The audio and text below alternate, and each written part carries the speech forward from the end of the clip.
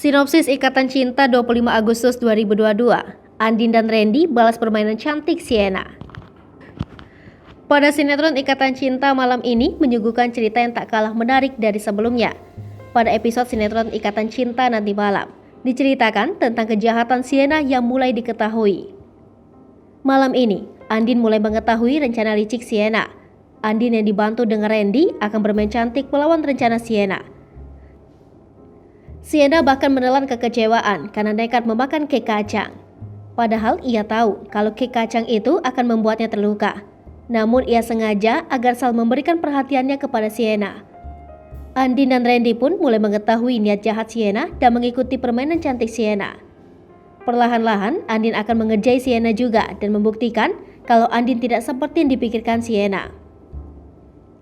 Yang pasti pemeran antagonis bertambah hingga akan ada skenario Sienna dan Elsa beradu dan saling mengadu domba. Sekedar informasi, sinopsis ini tak sepenuhnya benar karena berasal dari berbagai sumber.